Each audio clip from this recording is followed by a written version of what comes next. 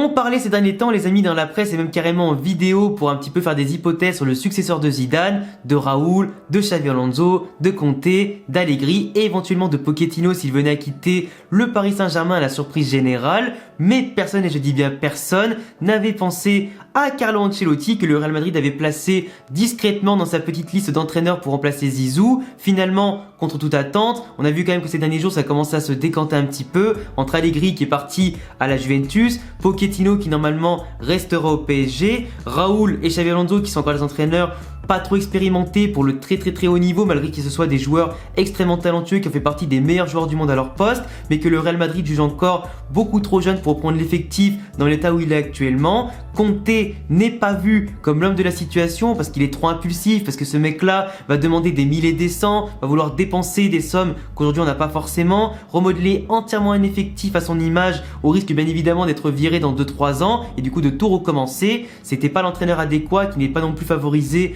par le vestiaire avec la fameuse histoire de la main dure, le fait qu'il est, j'allais dire, un peu trop compliqué aussi à cerner, qu'il aime bien allumer ses joueurs, etc. C'est un peu un sort de Mourinho bis et ce n'était pas aussi le choix favorisé par Pérez et la direction du Real Madrid. Et aujourd'hui, vu qu'Allegri aussi est à la Juve, on n'avait plus d'autre choix forcément à part se tourner vers les entraîneurs plus jeunes, mais finalement Pérez a pris tout le monde à contre-pied pour aller chercher Carlo Ancelotti, qui est le père fondateur un petit peu de tous nos succès sur la période 2014 à 2018, entraîneur principal avec comme adjoint Zinedine Zidane, avec qui il a pu transmettre pas mal de choses, de management et tout ça, pas mal d'expérience, père fondateur aussi de nos succès parce qu'il a ramené, après des années d'attente depuis 2002, la décima de la Ligue des Champions, du coup la décima du Real en Ligue des Champions, celle de 2014, qui nous a fait extrêmement plaisir, qui a surtout soulagé tout un poids, tout un héritage et toute une institution et ses supporters. Aujourd'hui, il reviendrait après être passé par le Bayern, par Naples et surtout avec Everton, avec qui en tout cas les trois équipes il a obtenu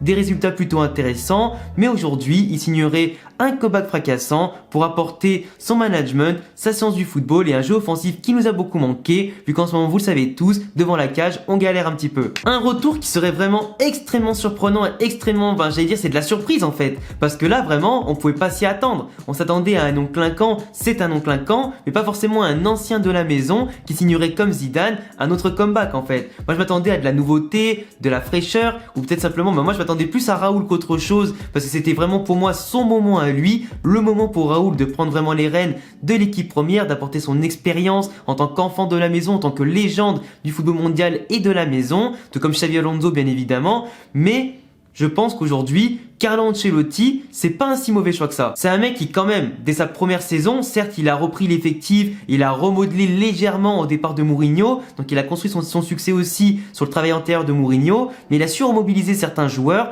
leur donner beaucoup plus de confiance, créer un effectif avec du coup une composition spécifique et installer des joueurs comme Di Maria au milieu de terrain à l'époque, redonner encore plus de confiance à Luka Modric, à certains joueurs aussi qui ont pu parfaitement s'exprimer dans un schéma de jeu hyper balèze avec la BBC, la défense qui était solide, un football qui était plaisant, rapide, fluide et offensif, qui marquait énormément de buts. Forcément quand avec Cristiano, il a son prime et Benzema c'était bien plus facile, avec des milieux de terrain aussi qui commençaient à se former et tout ça, mais Ancelotti après sa deuxième saison avait été limogé parce qu'il a eu la malchance de voir quand même beaucoup de blessures dans l'effectif. À l'époque tu avais Benzema qui était souvent blessé, Ronaldo qui avait manqué quand même pas mal de matchs, tu avais aussi Luka Modric à l'époque qui était extrêmement important, bien plus jeune que maintenant et qui était aussi beaucoup blessé cette saison là, Toni Kroos qui se blessait aussi de temps en temps, donc forcément tu n'avais pas un effectif à l'époque qui était j'allais dire ultra solide. Puis je me rappelle plus s'il y avait déjà Casemiro qui était revenu ou pas, ou si à ce moment-là il était à Porto, je sais plus, mais en tout cas on n'avait pas un effectif qui était bien solide, qui a pu enchaîner les matchs,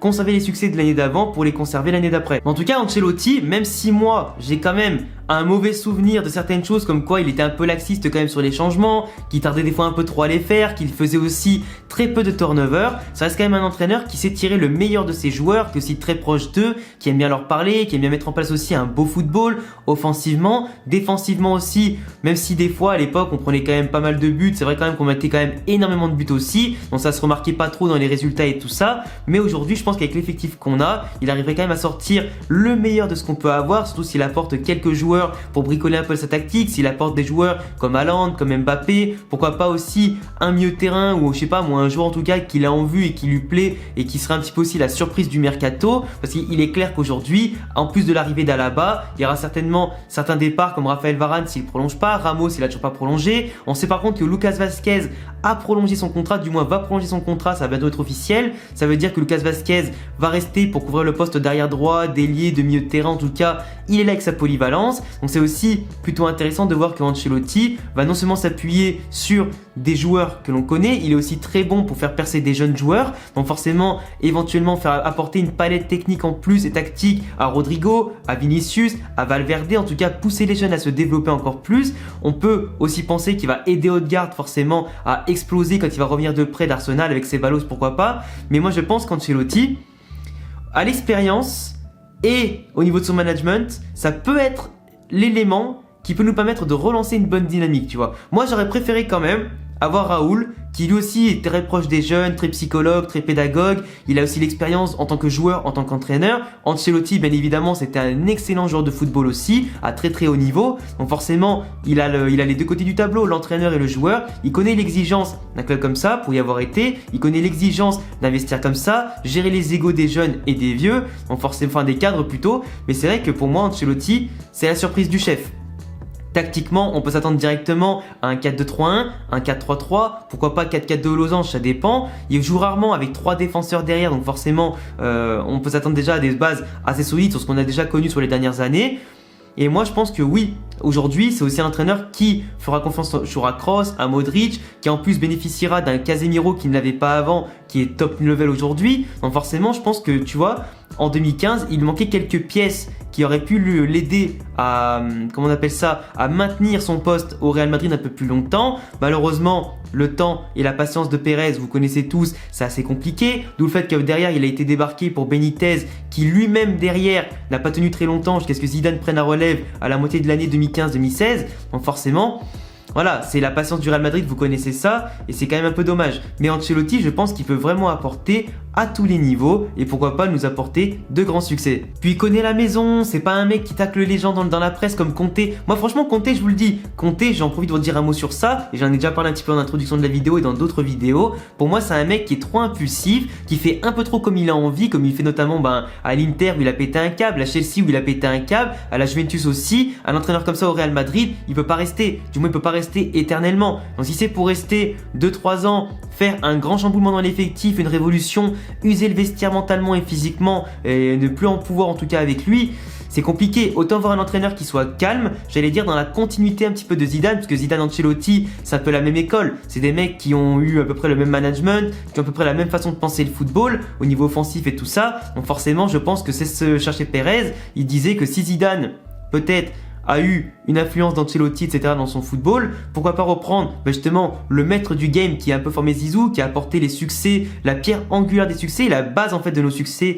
de 2014 à 2020. Bah écoutez, c'est une bonne idée. C'est une bonne idée. Maintenant, à voir si dans la pratique, ce sera aussi efficace que quand il était avant là à son premier mandat, en espérant bien évidemment que cette fois-ci, dès sa première saison encore, il nous ramène au succès en Liga et en Europe. On va attendre bien évidemment que ce soit officiel d'ici les prochaines heures ou les prochains jours. En tout cas les amis, je vous laisserai me dire en commentaire tout ce que vous pensez de la potentielle arrivée d'Ancelotti, est-ce que vous pensez que c'est un bon choix par rapport à Conte, par rapport à Raoul bien évidemment qui étaient les deux en lice, j'allais dire par rapport aux rumeurs et le fait qu'il soit libre et tout ça. Dites-moi en tout cas tout ce que vous pensez aussi de ma vidéo. N'oubliez pas de vous abonner, cocher la cloche si vous voulez davantage de vidéos sur l'actualité du Real Madrid bien évidemment. On va être ensemble tout l'été et la saison d'après, puis l'été d'après, puis la saison d'après, en tout cas le plus longtemps possible. Laissez-moi un petit pouce bleu comme d'habitude pour m'aider à référencer la vidéo. Rejoignez-moi sur Twitter, Instagram et sur Twitch, à tous les liens en description. À bientôt les amis pour prochaine vidéo, ciao.